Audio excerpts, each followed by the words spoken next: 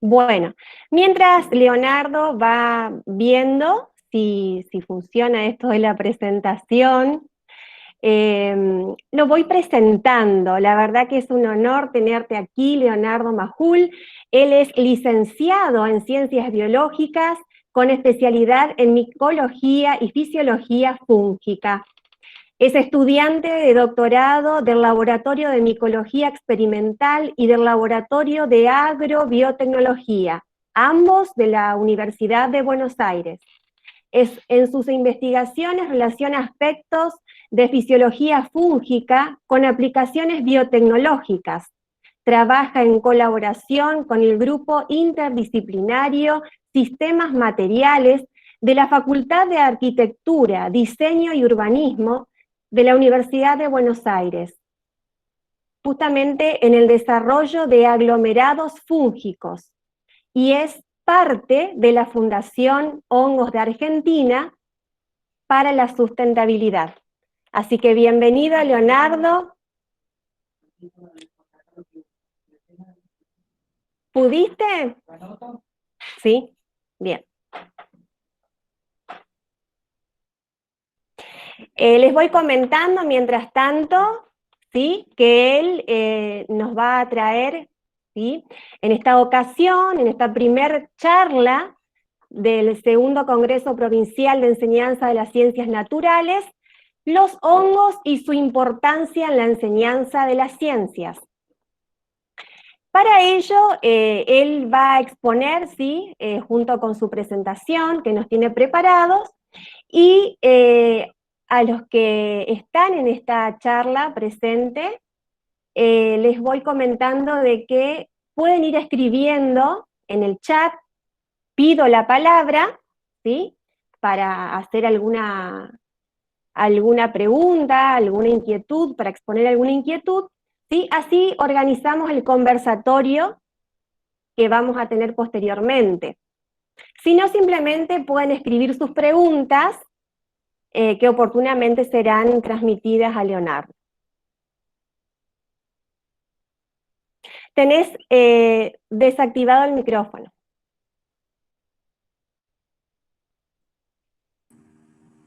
Hola, ahora sí. Ahora Ahí me sí, escuchan. ahora sí. ¿Qué Sí, tal? ¿Cómo perfecto. están? Buenas tardes. Bueno, antes que nada, muchas gracias por la oportunidad de participar en el Congreso. Para mí es un honor empezar, hacemos la apertura, es un montón. Así que les agradezco un montón, de parte, personalmente, y también de parte de la Fundación Hongos de Argentina, de la que formo parte.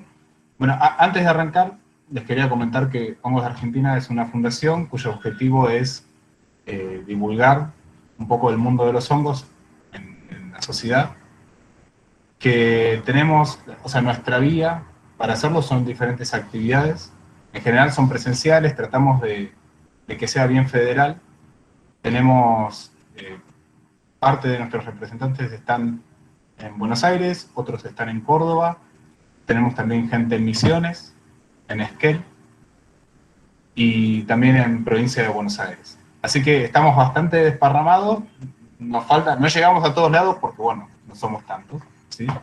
Pero bueno, tratamos de que sea lo más federal. Y, y bueno, en este momento también lo que tenemos es bastante actividad en el mundo virtual, ¿no? Porque es lo que nos toca ahora. Y también es la vía rápida de acceso a las mayorías. Así que si quieren conocer un poco más de lo que vamos a hablar hoy, ¿sí?, y digamos, tanto de biodiversidad como de aplicaciones y también de herramientas para identificar hongos, ¿sí?, nos pueden seguir en el Instagram de Hongos de Argentina, en el Facebook, y también nunca hay que olvidarse de las páginas web, ¿sí?, de los portales, que ahí es donde en realidad está la mayor parte de la información y está la mayor, digamos, casi todo nuestro material escrito, que les puede ser de referencia también si quieren utilizar para docencia o bueno, para ustedes aprender, o bueno, si quieren hacer apuntes. No sé si ustedes me ven a mí, si yo los veo a ustedes, no veo la pantalla, así que yo voy a pasar a ver la presentación, ¿sí? Sí, Leonardo, se ve perfecto y se escucha muy bien, así que adelante. Bárbaro, muy bien. Bueno, en esta presentación, sí, lo primero que tenemos que estar de acuerdo, o digamos un poquito charlar, es qué son los hongos. La idea, digamos, que en la sociedad llegó a un consenso en los hongos en donde, digamos, en el momento en que el consenso era más amplio frente a las definiciones de los diferentes organismos, fue cuando aparecieron lo que son los reinos, ¿sí? Digamos, el autor, digamos, de este tipo de clasificación de los organismos es Whitaker, fue a finales de los 80, en donde se terminó de instaurar, y en su trabajo define 5 reinos, ¿sí? El reino Monera, el reino Protista, el reino Plantae, el reino Animalia y el reino Fungi. ¿Sí? Todas estas, la forma en que esta persona definió al reino Fungi era tanto por características morfológicas, pero principalmente, digamos, lo que realmente le permitió generar esta definición dentro del reino Fungi son otras características que son características más relacionadas con su bioquímica, ¿sí? Entre esas características tenemos, no sé si ustedes ven mi mouse, ¿lo ven? Bueno, Sí, sí se sí, puede ver. perfecto. Sí. Si ustedes ven por acá, en esta molécula, es una molécula que en los animales es el colesterol, pero que en los hongos se reemplaza por otra molécula que es muy conocida, que se llama ergosterol, ¿sí? Por otro lado, otra de las características que definen al reino fungi es un aminoácido muy especial que es la lisina, que no es tanto la presencia de la lisina, sino que la vía por donde se produce. O sea, bien bioquímico, ¿sí? Todo esto. Por otro lado, otra parte más que define el reino fungi es su pared celular, ¿sí? No sé si están todos completamente familiarizados, pero la pared celular de los hongos se define por la presencia, más que nada, de un polisacárido especial que se llama quitina. Pero si ustedes lo recuerdan, si recuerdan bien la quitina, van a saber que la quitina no solo está en los hongos, sino que también la podemos encontrar en los animales. Y bueno, ahí ya había como un poco de ruido. No en la pared celular, pero se las encuentra en los animales. Y por último, otra de las características que lo hacía especial, o que lo hace especial al reino, es la osmotrofia, ¿sí? La osmotrofia es, digamos, la definición formal para que lo que nosotros también llamamos absorbotrofia o absorción osmótica, ¿sí? Que básicamente es un tipo de nutrición en donde los polímeros que se pueden encontrar en el ambiente, los hongos lo que hacen es degradarlos y luego, cuando están en pequeños pedacitos, digamos, en pequeños monómeros, absorberlos. Por lo tanto, es una digestión extracelular con absorción, ¿sí? Hasta acá, hasta este punto donde teníamos una definición clara, sabíamos que los organismos que tenían estas características eran hongos, básicamente. Pero cuando nos alejamos de los caracteres morfológicos y se empezaron a hacer las relaciones por otro tipo de caracteres, que son los caracteres más asociados a, digamos, a homologías, a verdaderos, como ese, relaciones evolutivas, se complicó todo. Básicamente, esos 5 grupos que teníamos recontra definidos y que nos parecían muy elegantes, se, se, se, se mezclaron, ¿sí? Muchos se mezclaron. También descubrieron que la biodiversidad de microorganismos era muy vasta, ¿sí? Como pueden ver arriba, digamos, en la parte de arriba de este árbol enorme. Y acá, en esta zona que está abajo a la derecha, como diríamos, están los eucariotas, ¿no? Que bien sabemos que los hongos son eucariotas.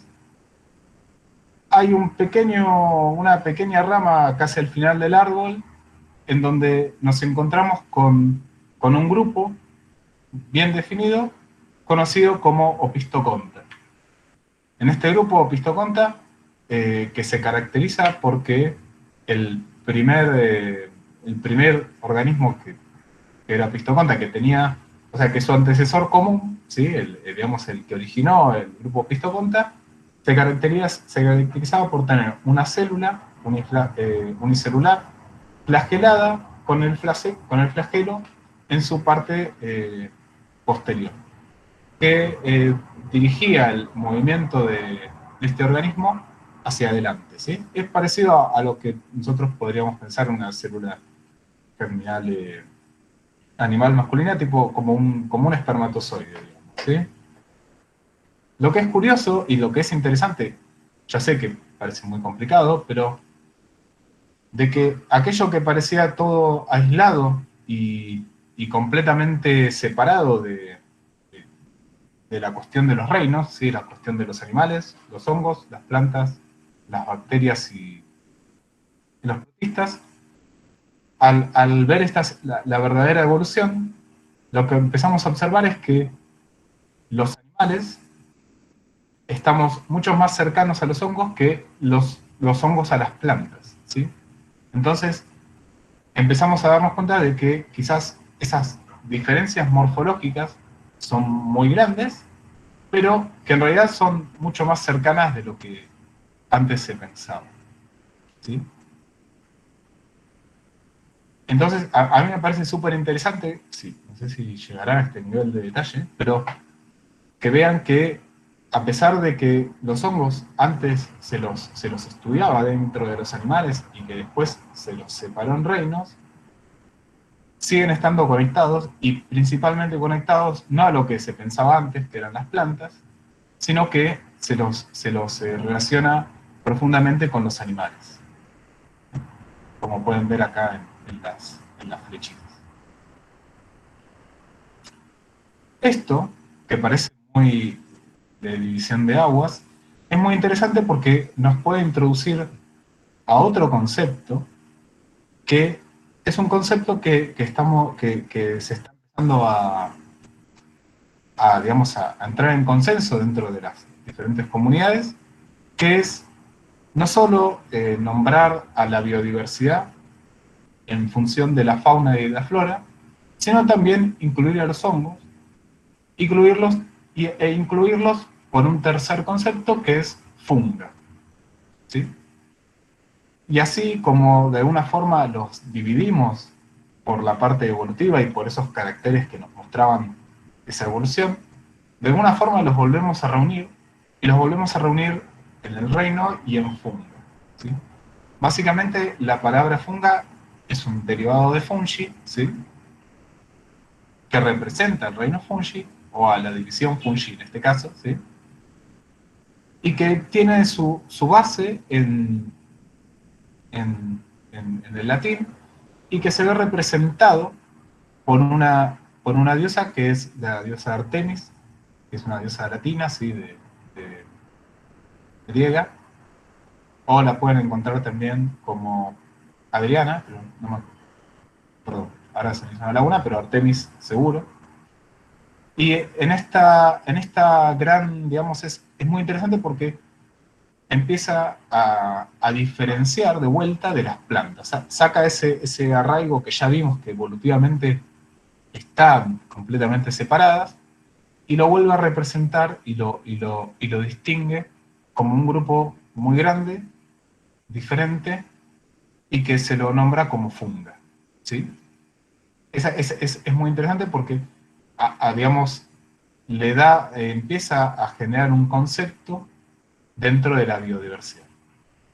Hay una reglita que nosotros le llamamos como la regla de las tres Fs, ¿sí? La reina, o sea, fauna, flora y funga, ¿sí? Como para tratar de hacerlo amistoso también.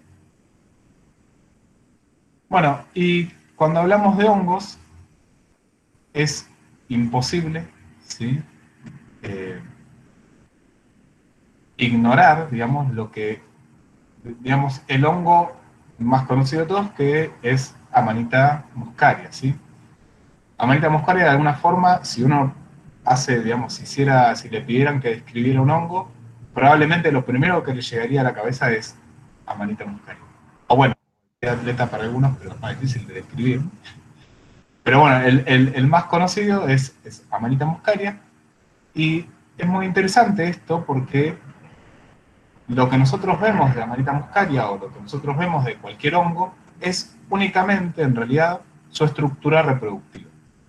La asociación más grande que nosotros hacemos con los hongos es su forma, y la forma que tenemos en mente es únicamente la estructura reproductiva. Ahora, si nosotros hacemos un esquema de esta estructura reproductiva, lo que podemos ver es que en realidad esta estructura no no es el total del hongo, sino que es una estructura que solo aparece en momentos aislados y en ciertas ocasiones especiales. Este proceso de inducción, digamos, su única función es la reproducción, y un tipo de reproducción que es la reproducción sexual. En el caso de los hongos basidiomicetes, como ese Amanita muscaria, o cualquier hongo basidiomicetes, las estructuras se las vamos a llamar en función de, digamos, la aportación de las esporas, y llevan el nombre un poquito asociado a la división. En el caso de basidiomicetes es basidioma, basidios, basidiospora, pero en el caso de los ascomicetes, por ejemplo, que es otra división muy grande, también le llamamos ascoma, asco y ascosporas. Y así podríamos llegar y seguir hablando de las otras divisiones, ¿sí? Como Chytridiomycetes, pero sería un poco agotador. La idea es que ustedes entiendan de que la estructura que nosotros vemos, aquello que nosotros, digamos, tenemos en mente de qué es un hongo, es en realidad esporádico. ¿Sí? Es una cosa que aparece y después de cumplir su función de dispersión, desaparece. En cambio, hay algo que siempre permanece, que siempre está, que es aquello que coloniza y que realmente establece los nichos de los hongos, su lugar, ¿sí? Que es el micelio. No sé si alguna vez fueron a una productora de champiñones, o si tienen algún amigo que produce gírgolas, o si alguna vez vieron un cultivo en general. Lo que van a ver es que al sustrato que ustedes, en donde crecen estos organismos, siempre lo van a ver un poquito más blanco, ¿sí? Aquello blanco, eso que empieza a estar por arriba de ese sustrato, eso es el micelio, ¿sí? Que luego, ¿sí? Cuando se llega el momento para la inducción y para la producción de sus estructuras reproductivas, emerge del sustrato y genera la estructura. En este caso, por ejemplo, puede ser el champiñón. Si nosotros tomáramos un poquito de ese micelio y lo hiláramos, lo lleváramos al laboratorio, ¿sí? Una forma de decir, observaríamos que en las placas de Petri una nos revelaría como otra naturaleza de ese micelio, y lo que observaríamos es que el micelio en realidad son como una red de filamentos. Ven como está ahí en la parte superior de la diapositiva, ¿sí? De la presentación. Ven una especie de como de hilado. Bueno, ese hilado son pequeños filamentos que se van entreverando, ¿sí? Que si nosotros hiciéramos un zoom aún más amplio, o sea, más sobre el micelio, lo que observaríamos serían los filamentos, y si pudiéramos tener, digamos, una radiografía de ese filamento, lo que observaríamos sería un crecimiento apical de células, ¿sí? En forma de ese filamento. A ese filamento lo llamamos hifa, y esas hifas son las que, digamos, si hiciéramos una retrospectiva dentro del crecimiento de esta colonia, se empiezan a crecer de forma apical, o sea, por el extremo del filamento, y a medida que van creciendo generan ramificaciones, y esas ramificaciones producen este crecimiento circular. Muchas veces este crecimiento circular lo pueden ver, no sé si alguna vez vieron un anillo de brujas, ¿sí? O como le llaman un anillo de brujas, que es el crecimiento circular de como colonias circulares de hongos que de pronto, o sea, vos podés estar en el medio y de forma circular puedes ver todas esas fructificaciones o esos basidiomas. Y bueno, se debe a esto, a que tienen las colonias de los hongos crecen de forma circular y apical. Bueno, pero así como conocemos como conocemos a Manita, ¿sí? Y esa morfología, es importante ver que no es la única, ¿sí? Esa morfología, en realidad, dentro de los hongos es variada y las estructuras reproductivas no son únicas, ¿sí? Como tenemos la estructura tipo la del champiñón o la de amanita, también podemos encontrar otro tipo de estructuras como pueden ser la de los hongos tipo polvera o geastrum, ¿sí? También hongos ascomicetes que tienen un pequeño piecito, ¿sí? También podemos encontrar hongos basidiomicetes que parece como si simularan el nido de un pajarito, ¿sí? Que de hecho el género de esos organismos es nidulariales. Y también podemos encontrar estructuras reproductivas que son más pequeñas, tipo los que podemos encontrar en las comicetes con pilobolus, ¿sí? Y aún más pequeñas, pero también asexuales, como son los típicos hongos que podemos encontrar en un queso Roquefort, ¿sí?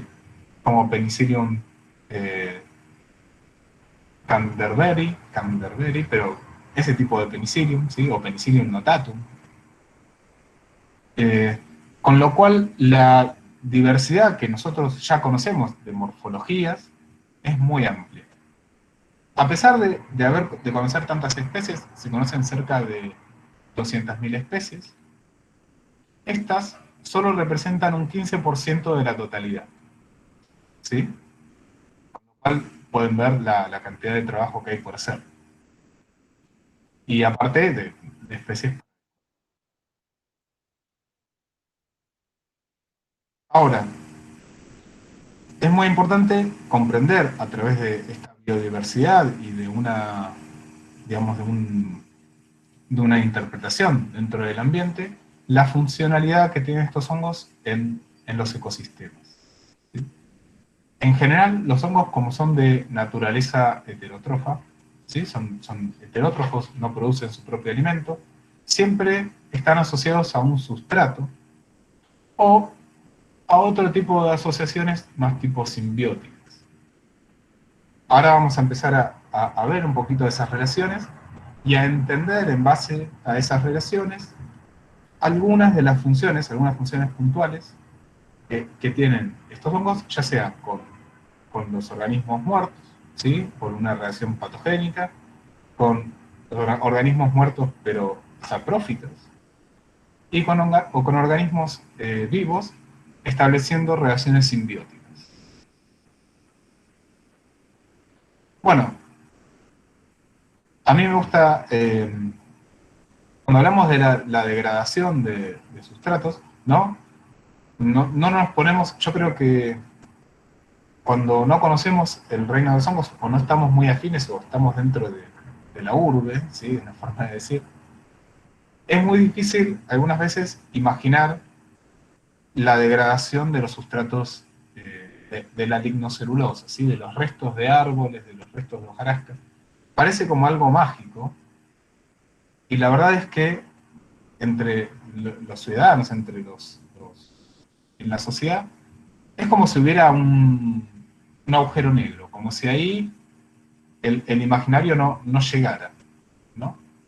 Por eso a mí, cuando nosotros también tenemos jornadas de divulgación, a mí me gusta hacer una pregunta más que nada a los chicos chiquitos, es ¿quién se come a los árboles? básicamente, dentro de una perspectiva, digamos, de cadena trófica, diciéndoles, por ejemplo, sabemos que a los vegetales, por ejemplo, sabemos que la vaca se come las pasturas, que el productor primario es el pasto en ese caso, pero en el caso de los degradadores, nunca hay asociaciones.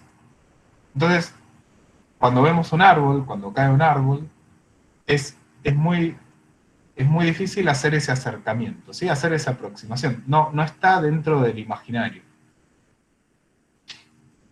Ahora, si nosotros pasáramos más tiempo en el bosque, nos daríamos cuenta de que aquellos organismos que se encargan de degradar la lignocelulosa o los restos vegetales, una forma de decir, principalmente son los hongos. ¿Y por qué los hongos son los principales? Y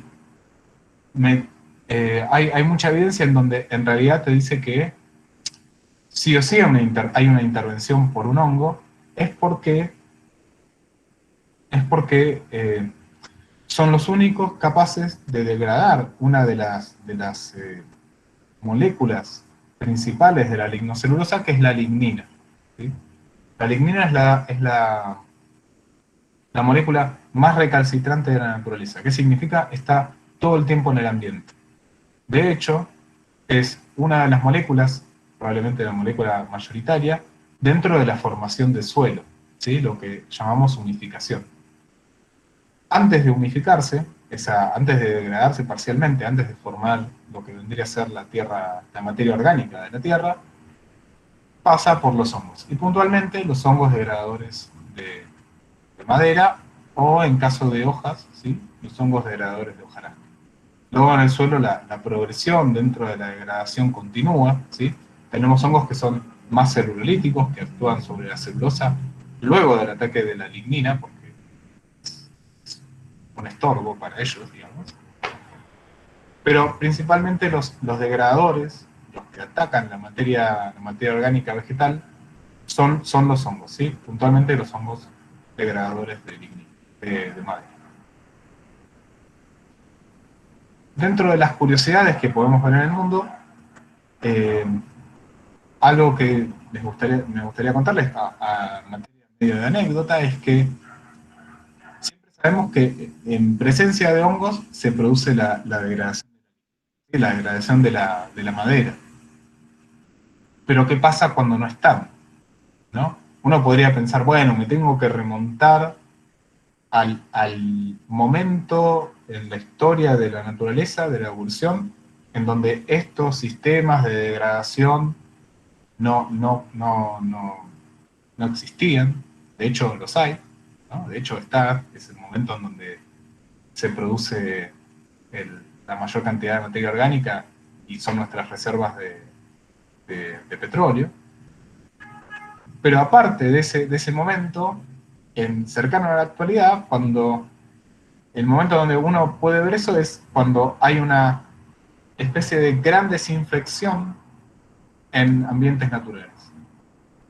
El único caso datado, y el que es más actual, es en el momento cuando estalló el reactor en Rusia, ¿sí? En Chernobyl, sí, en Chernobyl, en donde la radiación no solo afectó a los humanos, sino que también afectó a los microorganismos que estaban en las zonas aledañas.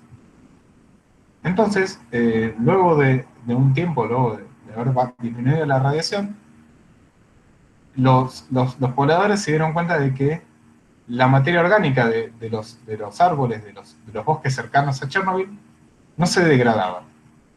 Quedaba básicamente, caían los árboles y empezaban la tasa de degradación era bajísima. Y eso se dio, básicamente es el ejemplo de la ausencia de estos degradadores.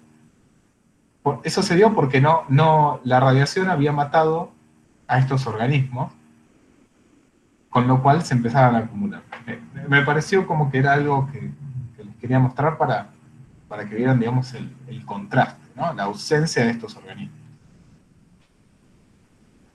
Bueno, ahora podemos hablar de las relaciones, ¿sí? Entre estos hongos, muchas veces también saprófitos, con otros organismos, Y quizás la relación que ahora está más en boga, porque se descubrieron cosas muy, muy interesantes, son las micorrizas. Las micorrizas básicamente son las uniones simbióticas entre hongos y las raíces de plantas, las cuales se ven, digamos, a través de esta asociación mutuamente beneficiadas.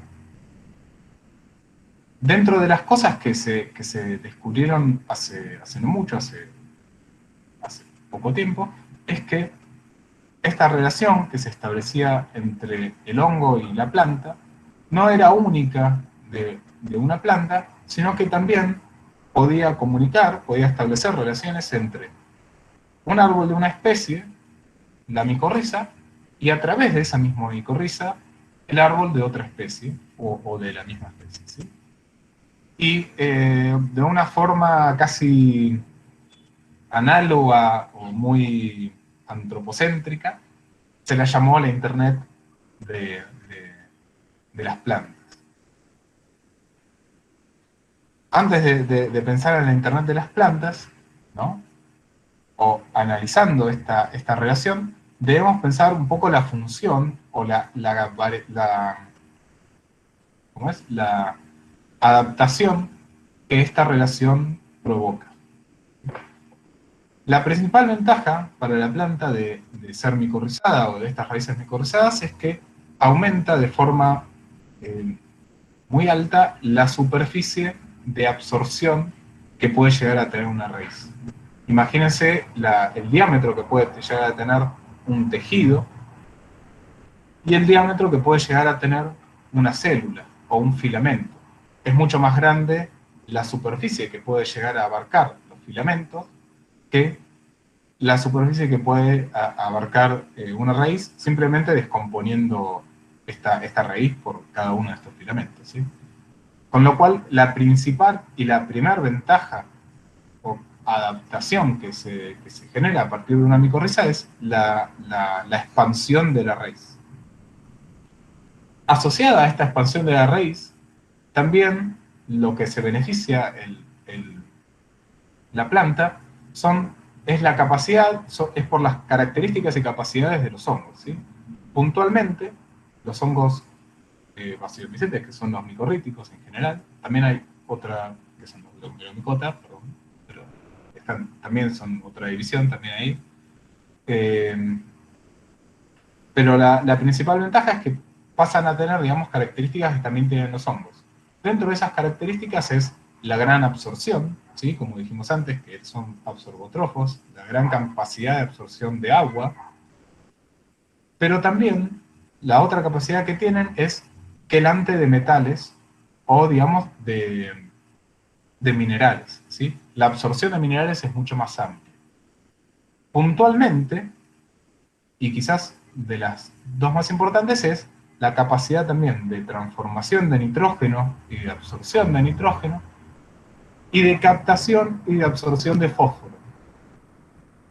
Eso es súper importante porque estos elementos también lo que permiten es el aumento de la biomasa de las plantas y por lo tanto también una mayor captación de dióxido de carbono, que es una gran preocupación hoy en día por el cambio climático, ¿no? También. Ahora, otra de las cosas que se descubrieron de forma reciente es que los hongos micorríticos no solo, digamos, bueno, ellos se ven beneficiados a partir de la planta por la obtención de hidratos de carbono, que son los fotosintatos que obtienen por la planta. Pero lo que es muy interesante y que empieza a realmente complejizar mucho las relaciones dentro de los bosques, dentro de los biomas establecidos, es que se descubrió que los hongos micorríticos no solo obtienen hidratos de carbono de la planta, sino que también obtienen hidratos de carbono o productos de degradación a partir del suelo. ¿Eso qué significa? Que estos hidratos de carbono no solo pasan también a los hongos, sino que pueden pasar a la planta que está micorrizada, supongamos un árbol digamos, adulto, ¿sí? Un árbol viejo, que puede dar muchas semillas, sino que también, vía el micelio que puede micorrizar otra planta, también transportar tanto los productos metabólicos de la planta antigua, ¿sí? como los productos de degradación que genera durante la degradación de los hidratos de carbono del suelo. Esto, no solo, esto es realmente complejo porque se empieza a ver otro valor de adaptación en los bosques en referencia a la biodiversidad y principalmente a la presencia y a la diversidad de los hongos micorríticos, ¿sí? Que son los que generan las micorrizas. Esto es aún más interesante porque si una planta se empieza a obtener, digamos, hidratos de carbono de una fuente que no es propia, en ese momento se empieza a complicar la definición de productor primario, ¿no? Entonces, a estas nuevas plantas que están asociadas por medio de micorrizas y que se las ve beneficiadas por el traslado de hidratos de carbono por medio de las micorrizas, no se las llama tanto autótrofas, sino que se las puede clasificar también como mixotróficas, ¿sí? Obtienen productos de hidratos de carbono que no son propios, no son únicamente de la planta que los genera, sino que también de otras plantas. Es realmente muy complicado. Bueno, aún más complicado, ¿sí? Y ahora en relación a lo que hablábamos antes, que es esta internet, esta comunicación entre plantas, es, eh, es que no solo hay evidencia del traspaso de estas moléculas, sino que también hay evidencia que dice que ante la presencia de patógenos o de amenazas, digamos, para las plantas, algunas plantas son capaces de generar mensajes químicos, que inducen que las otras plantas que están conectadas a la red de micorrizas empiecen a prepararse para una futura amenaza. Supongamos que viene un hongo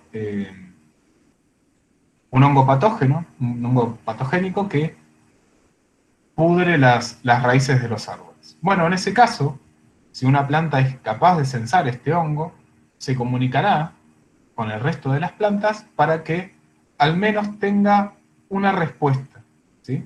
Ya sea morfológica o la producción, por ejemplo, de inhibidores del crecimiento fúngico. Entonces, de esa forma, previene que el resto de la red de plantas sea dañada, ¿sí? Que genere esta patogénesis. Esta es muy interesante porque de verdad se empieza a complejizar todo y, y esta comunicación también a partir de micorrizas no solo es en la red a partir de metabolitos que transfieren en el suelo, sino que también por metabolitos volátiles, con lo cual genera un cambio en el metabolismo del suelo que es muy grande. Bueno, esto es un montón, pero lo que es muy importante y lo que realmente denota importancia en el estudio, en que se enseñen, en que se comprendan este tipo de relaciones, es que no solo puede, digamos, no es solo una cuestión de ciencia básica, de conocer cómo funciona un bosque, sino que nos puede mostrar la importancia, ¿no?, que tiene el conservar ambientes naturales con respecto a su reemplazo a ambientes forestales, por ejemplo, ¿no? A lo que significa cambiar un bosque nativo, por un bosque de eucaliptus, por ejemplo. O cambiar el ambiente nativo por un ambiente, un tipo agrícola, ¿sí? lo que sabemos es que las forestaciones nuevas, al no estar en contacto en general con árboles más viejos, en donde su proceso de micorrización es ya antiguo y invade zonas nuevas donde puede llegar a plantarse, digamos, un nuevo árbol a partir de una sucesión ecológica, no establece las relaciones micorríticas. ¿Sí? No es lo mismo plantar un árbol que el árbol germina que la semilla del árbol germina en el ambiente, sea colonizada, empiece a crecer. Y esa repercusión, o sea, ese cambio en la forma de crecimiento, de establecimiento de los nichos, repercute también en el resto del bosque y puntualmente interviene el intercambio de dióxido de carbono y de la red de micorrizas. Esto es muy importante y es algo que debe estar dentro de la conciencia de la sociedad, porque conocemos el esquema actual, ¿no?, de nuestros biomas y de nuestros ambientes naturales. El hecho de restablecer, el hecho de conservar, el hecho de generar nuevamente esa regeneración de los bosques nativos o de los ambientes nativos, sean humedales o sean bosques, sean planicies, va a depender de los ambientes que ya están implantados. Y esa biodiversidad que nosotros pensamos que podemos plantar es mucho más rica cuando se produce a partir del mismo ecosistema. Eso es súper importante saberlo, y es súper importante saber que por debajo del suelo también pasan cosas como son estas relaciones. Siguiendo con otro tipo de relaciones, no solo es con las plantas, los hongos no solo se relacionan con las plantas, sino también con los animales. Probablemente la relación más famosa, la que hoy tiene más prensa, ¿sí?, es la de un género de hongos que es muy conocido, que se llama Ophidiocordyceps, que coloniza lo que son las hormigas. Son muy específicos. Cada especie de hormiga tiene, o casi cada especie de hormiga tiene su especie de Ophidiocordyceps, en el cual básicamente este hongo es muy impresionante porque una vez que coloniza a la hormiga, es capaz de modificar su comportamiento para beneficio del hongo y aumentar el rango de dispersión de sus esporas. Lo que ven arriba de la hormiga esta que está acá es básicamente el esporoma de Ophidiocordyceps, ¿sí?, que es un ascomicete, sería un ascoma. Y como bien muestra la caricatura, cuando básicamente lo que hace el hongo es hacer que la hormiga crezca por un árbol, principalmente son cítricos, casualmente, ¿sí?, y una vez que crece y digamos, escala camina sobre la planta, se posa en la cara axial de una de las hojas, muerde, genera que la hormiga muerda la hoja y se asegure bien a las nervaduras de la hoja, y luego induce la muerte de esta hormiga para luego generar el ascoma y la dispersión de las esporas. Todavía no está completamente consensuado si es una especie de ataque al sistema nervioso central de la hormiga, o si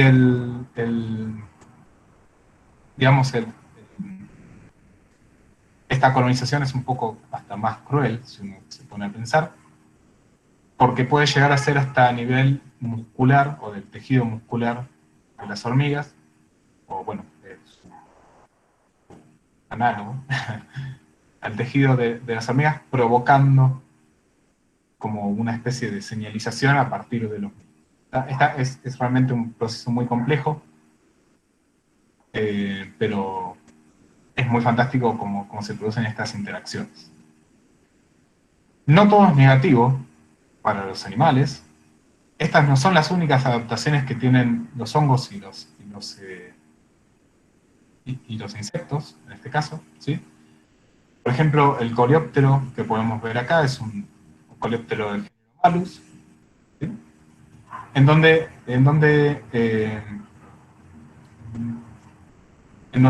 estos organismos tienen adaptado dentro de su morfología un pequeño, una pequeña, un pequeño órgano en donde se produce la reproducción de un hongo, que es luego el que genera el tapizado, digamos como que tapiza, y de alguna forma le da alimento a esta especie de xilófago, ¿sí? Todo esto que ven acá en este árbol que se cayó, porque se lo comió básicamente este xilófago, fue luego tapizando las paredes de esta caverna con este hongo negro que ven acá, que si lo ubicáramos en el coleóptero estaría en un órgano por esta zona. Entonces, a medida que se va haciendo la cavidad, esto se va inoculando con el órgano, con el hongo, y de alguna forma asegurando esta caverna. Esto es positivo para el, ¿cómo es? Para el coleóptero, pero no es positivo obviamente para la industria forestal, ya que por ejemplo, es un grave problema forestal.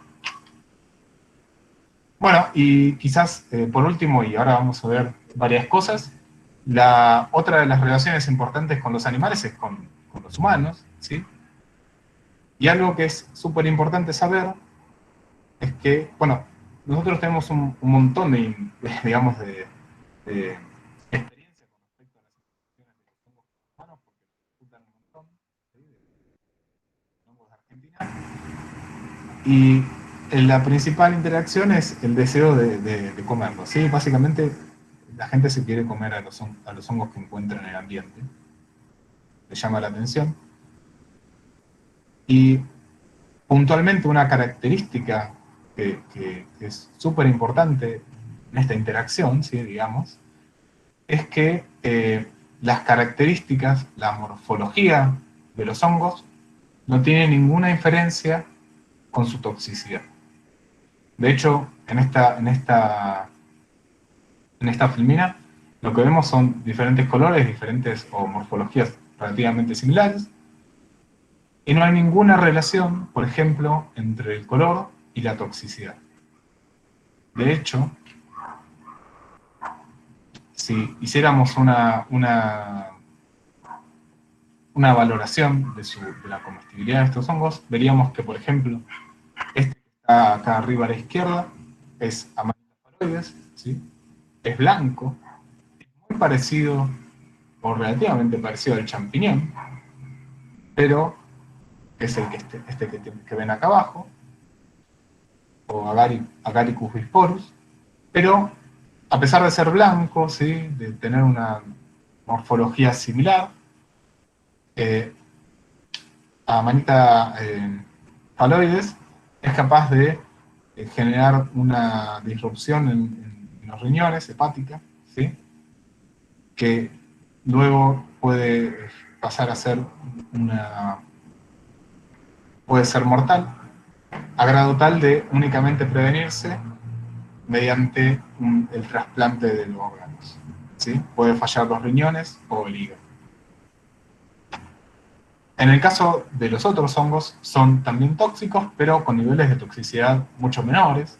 Pero pueden ver que, por ejemplo, este hongo es naranja, parece hasta más peligroso que la Amanita muscaria, que produce intoxicaciones graves, pero de hecho es comestible. Ojo que no todos los naranjas son comestibles, de hecho hay especies dentro de este género que también son naranjas y no son comestibles. Y este hongo, que no parece para nada apetecible, que de hecho es medio acartonado, es muy recomendado, es el hongo, le llaman hongo pollo, ¿sí? Y es un platillo bastante interesante. Bueno, podríamos seguir hablando y dando muchos más ejemplos, pero me gustaría pasar a mostrarles otra cosa más. Dentro de las aplicaciones, tenemos aplicaciones que son las que podemos tener en el presente, como pueden ser la producción de antibióticos como la penicilina, la producción de otro fármaco súper importante en el caso de los trasplantes, como es la ciclosporina, que reduce nuestro sistema inmune. También compuestos que disminuyen la cantidad de, ¿cómo es? De colesterol, ¿sí? Y después fermentaciones más tradicionales como la del pan, la cerveza, ¿sí? La salsa de soja. Y fermentaciones o productos no tan tradicionales como es la mejora de los jugos, ¿sí? De la pulpa de los jugos, mediante la producción de enzimas. Las enzimas dentro de los polvos de lavar la ropa, ¿sí? O de los líquidos, ¿sí? Que son enzimas también fúngicas. Y hasta los procesos de desteñido de los jeans. Vean hasta dónde hemos llegado. Y detrás de esas aplicaciones está la biodiversidad, ¿sí? Quizás no parezca, y esto es un mero ejemplo, pero detrás de todos estos productos tenemos una gran diversidad de hongos productores, y esto se podría extender muchísimo más, y hasta, no sé, podría extender muchísimo más con los productos de compuestos recombinantes que se producen hasta bien en hongos, ¿sí? Así como son protagonistas del presente porque los consumimos, tenemos una relación súper cercana, es muy probable que sean protagonistas en un futuro y que tengan una incidencia en nuestra sociedad muy alta. Entonces, también por eso es importante que cuando digamos la palabra hongo, no nos recuerde a algo que no nos agrada, porque es muy probable que esté en nuestros hábitos aún más presente de lo que está ahora, ¿sí? Por ejemplo, lo que ustedes ven ahora es un desarrollo de Atlas Food, que también es otra marca, pero bueno, es una submarca, eh, que básicamente lo que propone es el reemplazo de la panceta por un tipo de cultivo de hongo. Esta panceta que ustedes ven acá, que parecería de cerdo, en realidad está hecha por hongos y aparentemente está teniendo mucho éxito, más que nada en Europa y en Estados Unidos. Por otro lado, otro de los grandes problemas de la humanidad, que es la curtiembre, el uso de metales pesados, de taninos, de compuestos altamente tóxicos, y hasta su reemplazo actual, que es la producción de cueros a partir de plásticos como el poliuretano, también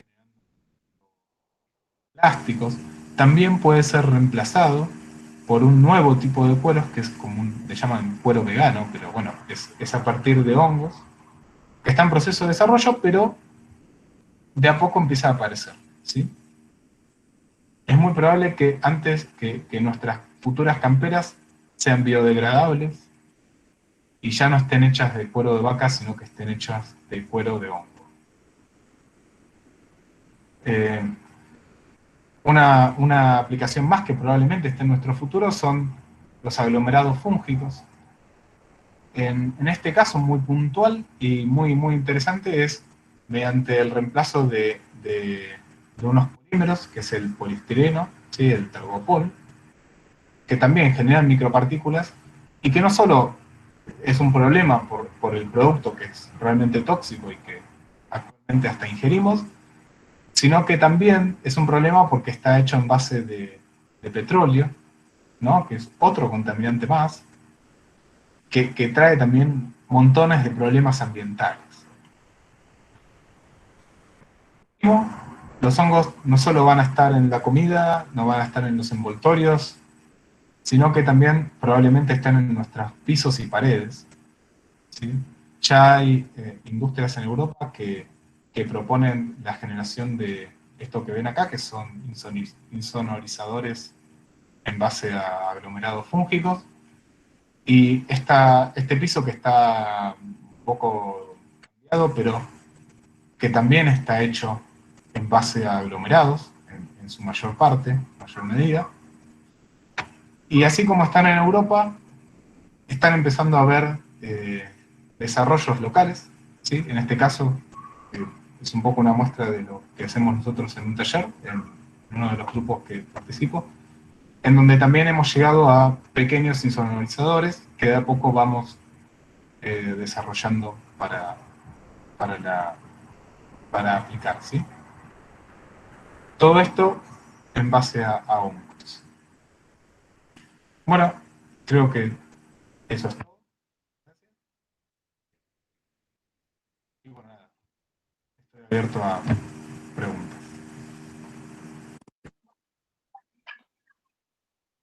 Muy interesante, así que bueno, los que están participando de esta charla, si quieren pedir la palabra, si no voy leyendo algunas consultas. Sí. Por ejemplo, acá Adrián Galfrascoli dice, hay veces que queremos reforestar y la estrategia es trasplantar árboles. ¿Hay algún consejo para trasplantar con hongos, tal vez con tierra de alrededor y no a raíz desnuda? ¿O sembrar hongos en el lugar del trasplante? Sí, bueno, en general la formación de la micorriza se hace a partir de la germinación.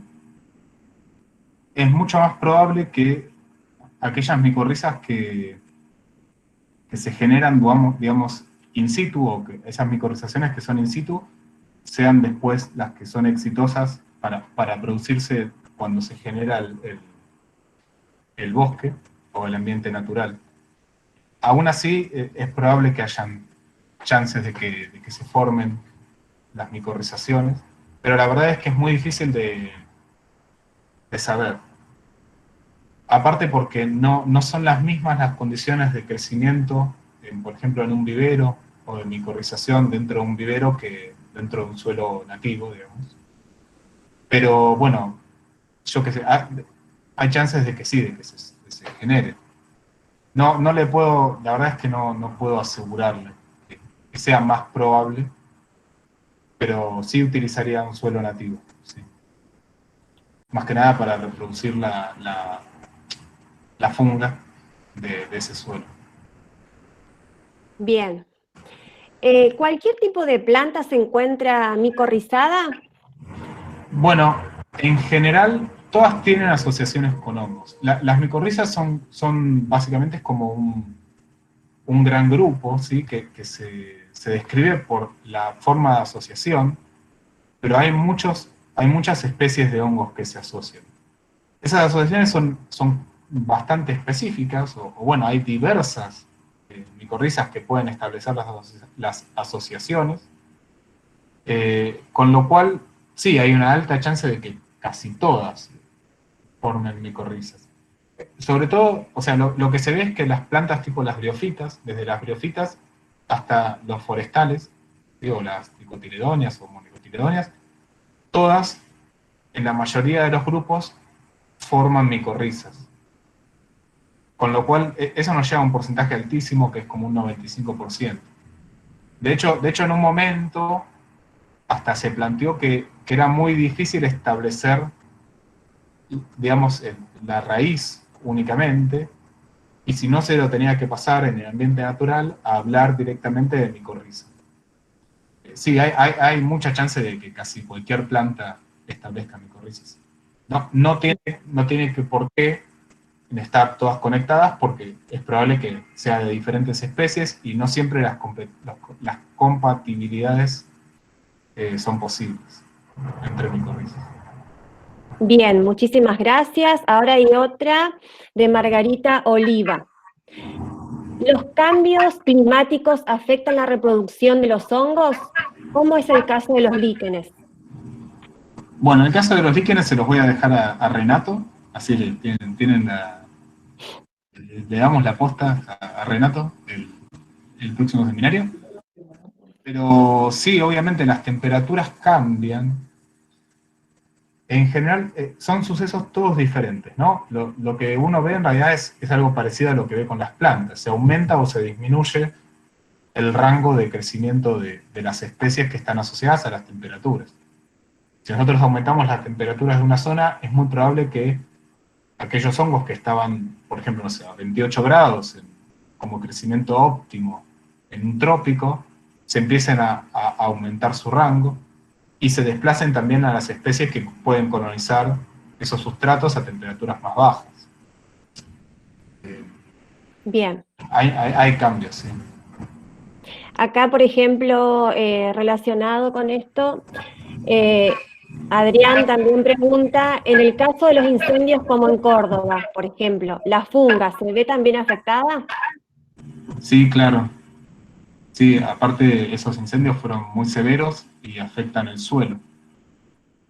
Puntualmente en el caso de Córdoba, que es un ambiente muy especial porque es un ambiente relativamente seco, pero que tiene zonas muy secas o muy áridas, hay grupos especiales que tienen muchas adaptaciones a la desecación, como son los asteromicetes, que son de lento crecimiento, con dispersión bastante amplia, pero crecen muy lento asociados a los sustratos, que seguramente vieron afectadas.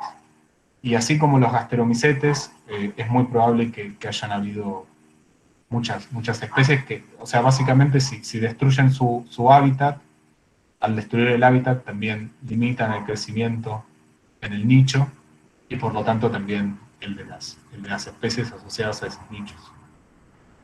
Sí. Bien.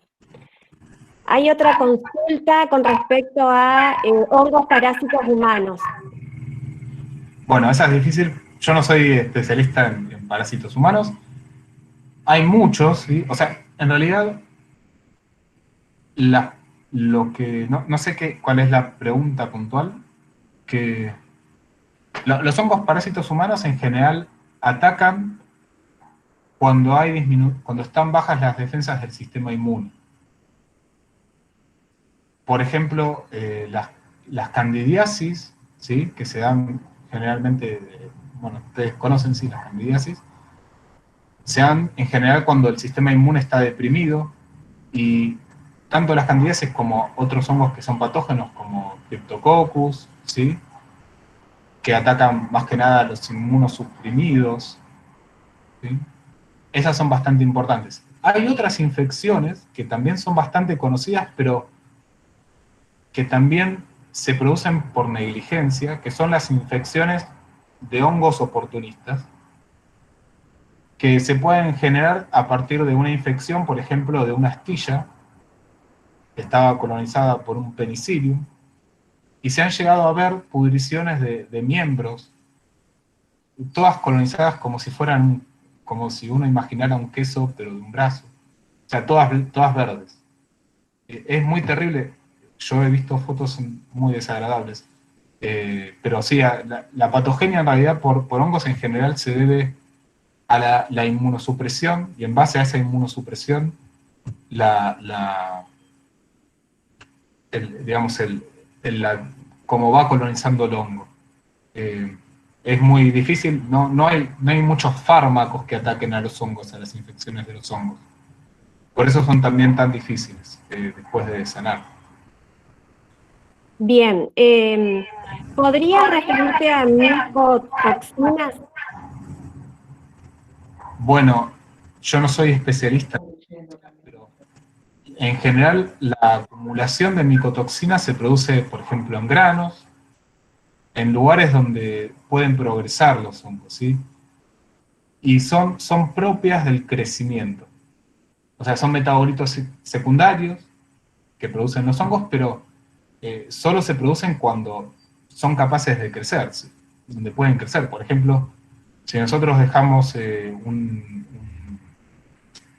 silo en malas condiciones, en donde se acumulen granos, es muy probable que si existe humedad o si hay mucha humedad, hay una gran posibilidad de que exista un hongo que sea capaz de crecer sobre ese grano, y hay una gran posibilidad de que esos hongos sean del tipo oportunista, tipo los que generan aflatoxinas, ¿sí? Y generen micotoxinas. Muy bien, muchísimas gracias. Sí. Para cultivarlos, por ejemplo, si uno quiere cultivarlos en casa, porque hay que saber que tiene un alto porcentaje de proteínas, que incluso podemos reemplazarlos reemplazar las carnes, ¿sí? Y comenzar a consumir hongos. ¿Se puede utilizar desechos que se generan en casa o hay que realmente esterilizar adecuadamente todo el sustrato para poder cultivarlos, para poder consumirlos tranquilamente? Bueno, esa es una excelente pregunta, son varias, pero la realidad es que sí, se puede autoproducir, o sea, uno puede producir sus propios cultivos en casa. Más que nada, si está cerca de un ambiente húmedo, mucho mejor, ¿sí? Se pueden producir a partir de residuos domésticos, se puede utilizar, por ejemplo, cartón, se pueden utilizar hasta hojas de papel, ¿sí? Es muy útil para suplementar esos residuos hasta el café y desde ya se puede usar la yerba, ¿sí? Hasta se hacen mezclas de yerba y café, o yerba, café y cartón. Eh, y bueno, en respecto a la limpieza a la desinfección, ¿sí? Hay dos momentos. Hay un momento que es clave, que en donde sí se necesita una esterilización de los sustratos, que es en lo que los hongos, los productores de hongos llaman semilla. ¿Sí? Las semillas sí deben estar apropiadamente esterilizadas para favorecer el crecimiento eh, de un inóculo, ¿sí? De un hongo que nosotros decimos cultivar. Ahora, esa es la parte más sensible, pero si nosotros procesamos, digamos, bien esa etapa, si hacemos bien esa etapa, eh, luego tenemos asegurado un buen cultivo porque en los sustratos no necesitas una esterilización, sino que se necesita una desinfección grande. Los hongos ganan por competencia. Lo que recomendamos mucho para aquellos que se inician en este tipo de actividades es que las semillas, digamos, el hongo, la semilla, que en realidad es el inóculo, ¿sí? El inóculo del hongo, porque semilla es como planta, ¿sí? Separado.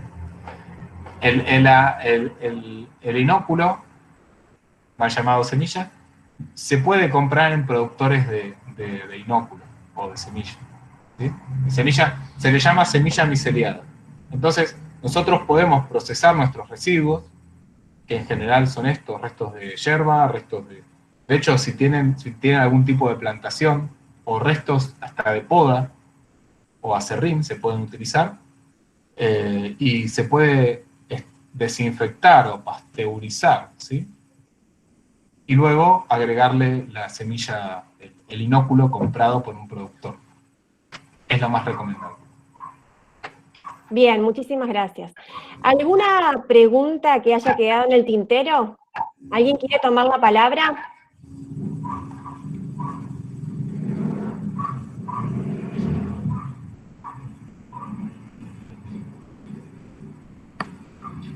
Bueno, acá hay otra consulta porque en realidad sabemos que estos temas, o sea, este contenido no se aborda en su gran mayoría, ¿sí? En las aulas. Entonces, ¿por qué te parece a vos que no se aborda este tema? Si ya, bueno, ya lo explicaste, que sí, o algo, que tiene que ver con que siempre uno piensa en algo negativo cuando se refiere a hongos, y vemos que en realidad tienen muchísimos beneficios. Y después la otra es cómo incentivarías que se lleve a cabo su enseñanza. Bueno, yo creo que la principal razón es, primero, siempre se tuvo una visión negativa de los hongos porque siempre se los asocia a patógenos, ¿no? El- Como las grandes plagas, ¿sí? De los cultivos, las, las enfermedades, digamos, que se producen durante la supresión del sistema inmune, siempre fueron vistos como una visión negativa, y cuando, digamos, se lo podría relacionar con algo positivo, siempre se los dejó, digamos, como a lo último, Vos fijate que antes se lo enseñaba dentro de botánica, dentro de la botánica, Sí, y dentro de la botánica, en las clasificaciones más antiguas, estaba en las plantas criptógamas, o sea, las plantas que ocultan algo, que ocultan su sistema reproductivo, o plantas inferiores. Siempre fueron connotaciones negativas. Por eso es importante conocer un poco más del mundo de los hongos, pero en su relación, en su completitud. Que no estamos alejados, que todo el día, hasta todos los días comemos hongos, ¿no? Porque de alguna forma comemos levaduras o comemos pan, y que en general la mayor parte de las interacciones que tenemos son positivas. Eh, También estuvieron de alguna forma excluidos bastante de la ciencia porque siempre fueron como aquella cosa que se estudiaba como puntualmente. De los hongos conocemos la penicilina, ¿no? Pero después todo el resto de las asociaciones casi que no las hacemos. Y bueno, y por eso es como que, por eso es importante que de alguna forma entren en la sociedad de una forma amistosa, como que este es el momento para los hongos, es como el momento en donde pensamos que tenemos que arreglar de alguna forma el mundo y un poco esa forma puede ser mediante este tipo de metabolismo. Yo creo que hay que hacer una asociación social respecto a las ventajas que tienen los hongos para la sociedad hacia el ambiente y también desde la sociedad hacia el ambiente tratando de regenerar o de reconstruirlo de alguna forma. Eso no hablamos, pero es la bioremediación y sí, vamos a haber hablado mucho tiempo.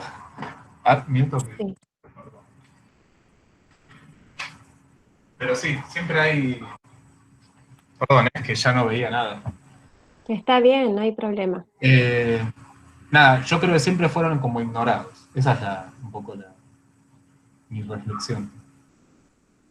Sí, acá hay otra consulta. Los hongos para producir alimentos como quesos, panes, cervezas, ¿se los puede reproducir domésticamente y conservarlos? Sí, claro, sí, se puede.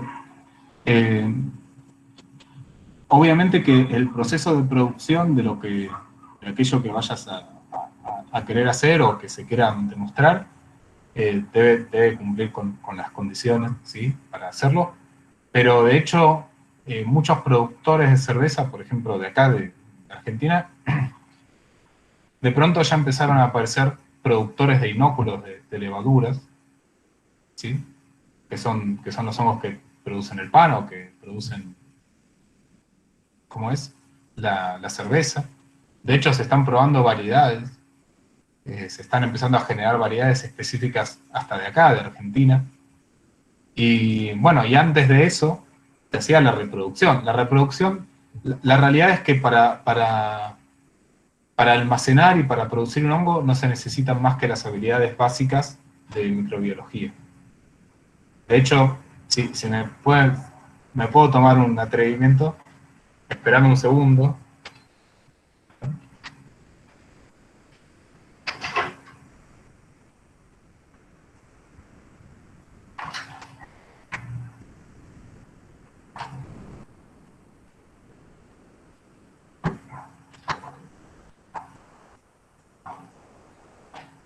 Esto que ven acá es un pequeño frasquito, ¿sí? En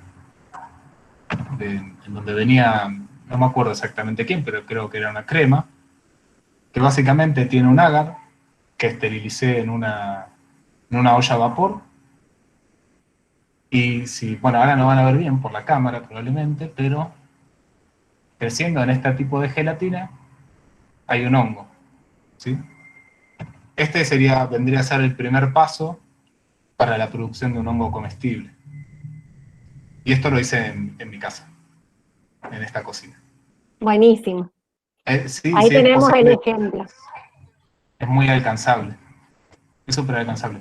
Es mucho más fácil para los hongos comestibles como las gírgolas, ¿sí? Siempre lo más fácil es producir gírgolas. Ahora tratar de reproducir, en realidad lo que es difícil es a menos que ustedes ya lo sepan hacer, el proceso de producción de los quesos o eso, porque nada, tiene su ciencia, ¿no? Propia. Pero el inóculo es fácil. Bueno, y acá, muchísimas gracias por eso, era la pregunta de Carla Salame, y acá Yamila Lobey pregunta, ¿es cierto sobre la existencia de hongos alucinógenos? Sí, sí, obviamente sí, sí es cierto. No, no, no es recomendable, ¿sí? Los hongos a ver, los hongos alucinógenos no solo son alucinógenos, sino que también, a ver, tienen muchos problemas con respecto a la salud, ¿sí? Sobre todo, por ejemplo, Amanita muscaria, no solo es alucinógeno, sino que también es tóxico, ¿sí? Pero principalmente, no puntualmente el metabolito que produce la alucinación, digamos, pero sí otros metabolitos que están asociados al crecimiento. Con lo cual, si uno consumiera Amanita muscaria, de hecho, no sabe qué concentración del metabolito alucinógeno está consumiendo, y tampoco conoce la concentración del metabolito que genera los problemas gástricos que genera Amanita muscaria. Con lo cual podría llegar a tener una intoxicación fuerte. El otro que es muy conocido es el cogumelo, que es Psilocybe cubensis. Psilocybe cubensis formó parte durante mucho tiempo de las culturas más que nada centroamericanas. También, no estoy seguro, pero probablemente de la guaraní, no estoy seguro, ¿sí? de América del Sur, pero en Centroamérica se lo utilizó mucho por medio de chamanes para generar rituales religiosos propios de esas sociedades. Lo que sabemos es que, bueno, nada, solo lo usaban los chamanes y ellos hacían las intervenciones para la sociedad, con lo cual hay toda una cultura asociada al consumo de esos organismos.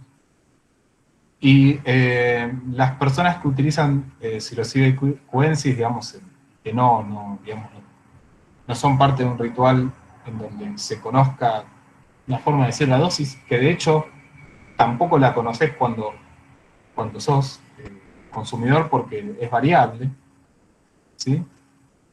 El problema es que puede llegar a llevar a trastornos psicológicos muy graves, muy graves. De hecho, si son personas que están afectadas o que tienen algún problema psicológico, puede llegar a llevar a tener frecuentes ataques de pánico, ¿sí? Bien. Quiero hacer una aclaración pequeña, ¿sí? Con respecto a la psilocibina, que es la molécula que produce Psilocybe cubensis, hay otros desarrollos, ¿sí? que todavía no se conocen realmente cuáles son los efectos, pero se cree que esta misma molécula tiene impacto sobre las redes neuronales que están involucradas ciertas patologías, como son la depresión. Todo este tipo de desarrollos que se están haciendo en la medicina actual, que puede llevar a tener después terapias mediadas por profesionales como pueden ser psicólogos o psiquiatras, todavía son experimentales y son lo que ahora, digamos, en la jerga se le llama como microdosis. Las microdosis son dosis que no llegan a la alucinación, que llegan a procesos, digamos, anteriores, y que permiten, de alguna forma, mediar terapias. ¿Sí? Eso es, digamos, lo que es importante y actual sobre los alucinógenos, una forma de decir. Sí, hay que tener en cuenta de que siempre que uno consume un alucinógeno, también consume sustancias tóxicas asociadas a ese alucinógeno, y es súper importante tenerlo en cuenta. Nada, eso. Bien, una más Sí, dale. de Cecilia Paruso, el kéfir, ¿es un hongo? No estoy seguro, creo que el kéfir, no, es una asociación, son nódulos de bacterias, si no me equivoco. No sé si levaduras, ¿eh? Porque son consorcios. Son varias especies, de hecho, el kéfir tiene todo un tema, porque ese consorcio es variable, con lo cual muchas veces las producciones de kéfir pueden estar, si no están certificadas, si no estamos seguros de lo que hacemos, pueden intervenir también microorganismos que pueden llegar a ser hasta patógenos humanos. Con lo cual hay que ser cuidadoso con el mantenimiento del kéfir y saber cuál es la fuente donde producís tu binóculo. Pero bueno.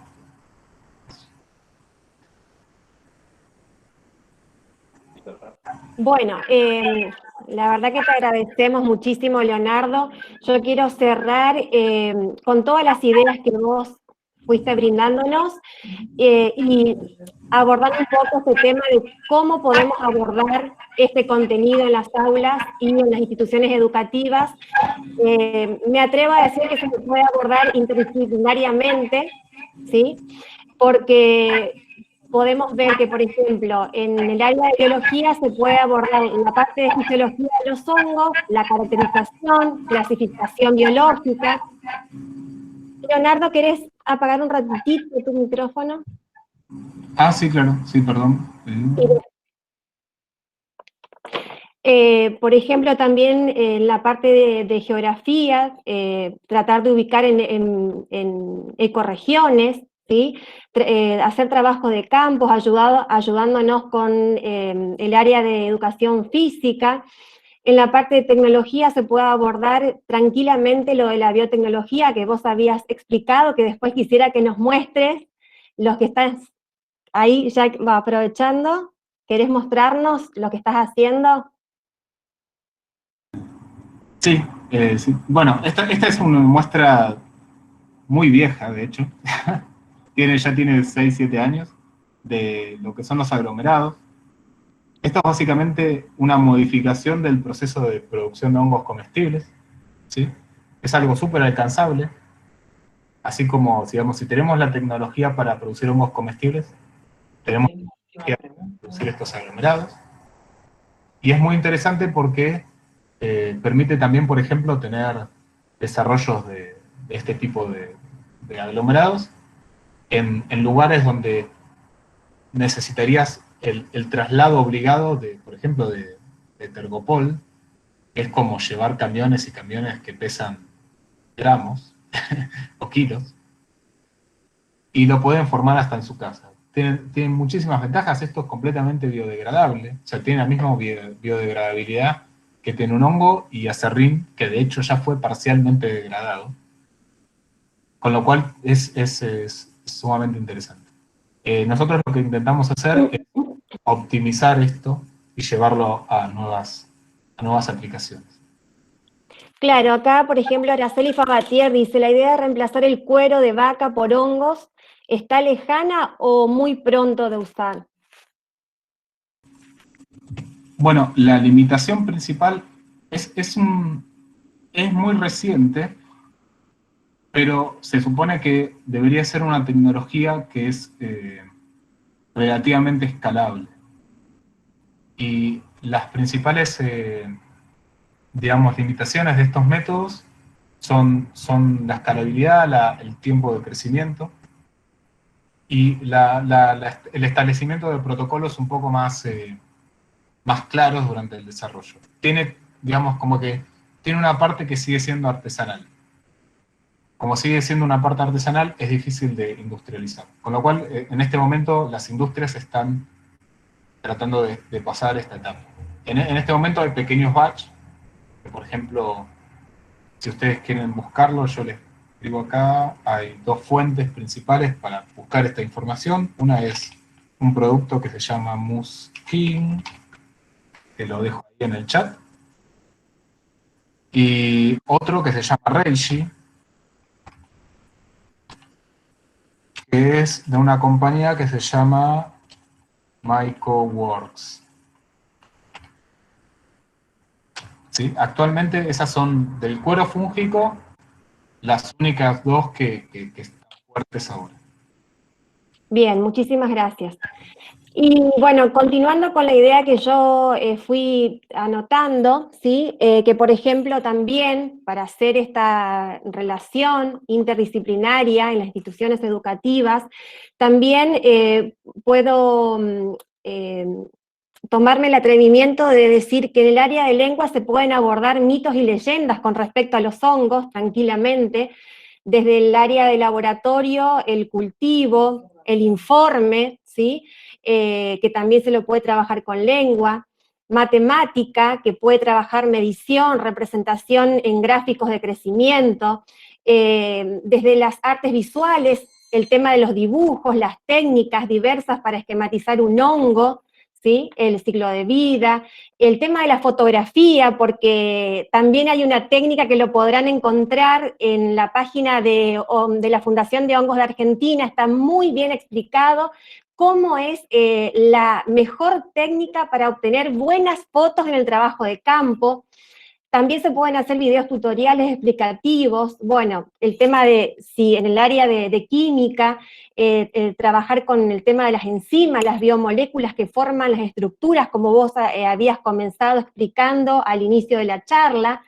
Desde el área de físico-química también pude tomar nota bueno, mi cabeza fue para el modo de conservación, como por ejemplo que puede ser un fungario, no sé si está bien dicha la palabra, pero conservar los hongos para después volver a estudiarlos, y la utilización de temperaturas bajas, por ejemplo, para eliminar insectos, ¿sí? Cuando uno realmente quiere conservar ese hongo para estudiarlos.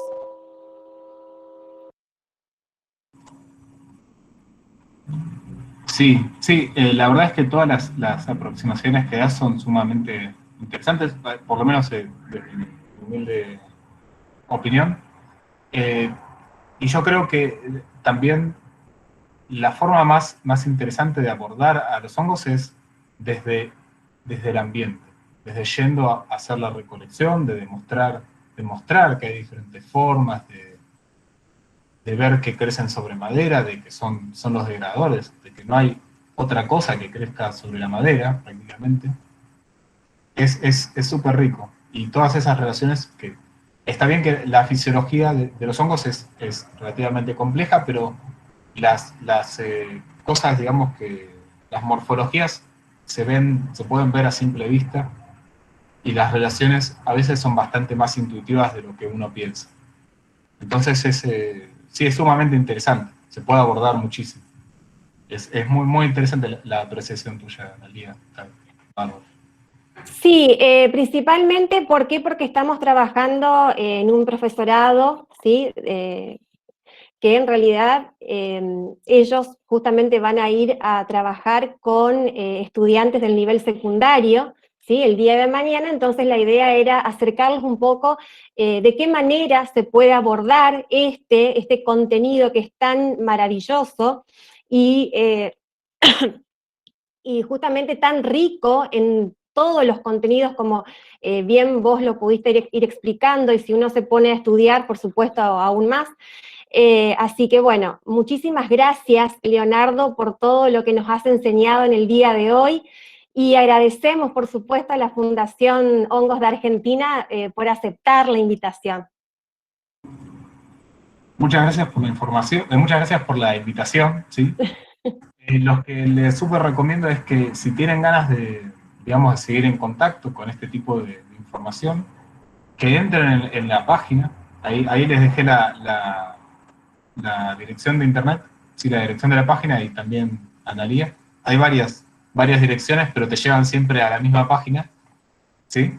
Y en ese portal también pueden encontrar diferentes materiales que vamos publicando. Este año sacamos una guía de recolección, pero el año pasado también hicimos varios artículos en donde se ven aspectos de la biología clásica. También tenemos información sobre cómo aislar, ¿sí? Cómo hacer un cultivo comestible, ¿sí? Cómo hacer la preparación, todo. Así que la información está y la verdad es que los recursos son recontra alcanzables. Y nada, eso. tienen la información, nos pueden consultar siempre, ¿sí? Siempre estamos ahí en el chat, o más que nada en el Instagram o en el Facebook. Y nada, y más que nada agradecerles, porque es súper importante que llegamos a este tipo de foros, a este tipo de lugares donde podemos discutir todas estas cosas y acercarnos desde la comunidad a la sociedad, y a la sociedad de educadores sobre todo, que es probablemente el eslabón más importante para llegar a la sociedad. Bueno, y finalmente, contarte que hay muchísimos mensajes de agradecimiento, interesante charla, bueno, en todo el chat realmente te llevas todas las estrellas, todos los honores, muchísimas gracias, Leonardo, y obviamente, acá dice Adrián también, de que cuando pase el COVID, por favor, tenemos que hacer un trabajo de campo, acá en el Jauja Gas. Me encantaría. Vamos todos los de hongos de Argentina, vamos allá. Serán bienvenidos. Bueno, Buenísimo. muchísimas gracias, Leonardo, y muchísimas gracias a todos los que han participado de esta charla. Bueno, muchas gracias. Nos vemos en la próxima charla. Nos vemos en el